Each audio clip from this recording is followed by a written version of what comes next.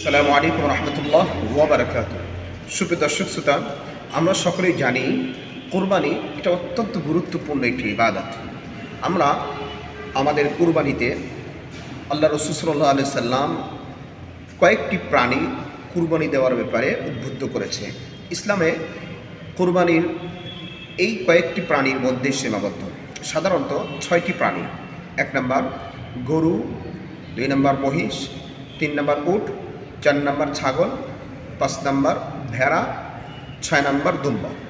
এই 6টা প্রাণী দিয়ে কোরবানি দিতে হবে। এর বাইরে অন্য কোনো প্রাণী দিয়ে কোরবানি দেওয়া জায়েজ নাই। এজন্য আমরা এগুলোকে জানি গৃহপালিত প্রাণী। সুপ্রিয় দর্শক শ্রোতা, এই 6টা প্রাণী দিয়ে কোরবানি দিতে হবে। আর একটি মাসআলা হলো, কোনো ব্যক্তি যদি হারাম উপার্জনের টাকা দিয়ে কুরবানি দেয় তাহলে কুরবানি হবে কি না? না, হারাম উপার্জনের টাকা দিয়ে কোনো ব্যক্তি যদি পশু ক্রয় করে, সেই পশু কুরবানি দিলে কখনো সেটা জায়েজ হবে না, কুরবানি হিসেবে সওয়াব পাওয়া যাবে না। এটা সাধারণত গোশত খাওয়া বা হারাম বস্তু খাওয়ার সমতুল্য হয়ে যাবে।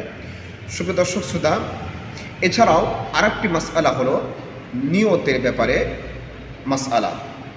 7 জন ভাগ, এই ভাগীদের ভিতরে একজন ব্যক্তির নিয়ত যদি এদিক সেদিক থাকে, অর্থাৎ কোনো ব্যক্তি নিয়ত করে যে শুধুমাত্র আমি কুরবানি দিচ্ছি এই উদ্দেশ্যে গোশত খাবো, আল্লাহর সন্তুষ্ট উদ্দেশ্য নয়, আল্লাহর সন্তুষ্টকে সামনে না রেখে গোশত খাওয়াটাকেই যদি কোনো ব্যক্তি মাকসাদ রাখে, উদ্দেশ্য রাখে, তাহলে সকল সাথী, অর্থাৎ তার একা বদনিয়তের কারণে, খারাপ নিয়তের কারণে বাকি 6 জনের কুরবানি বরবাদ হয়ে যাবে, ধ্বংস হয়ে যাবে।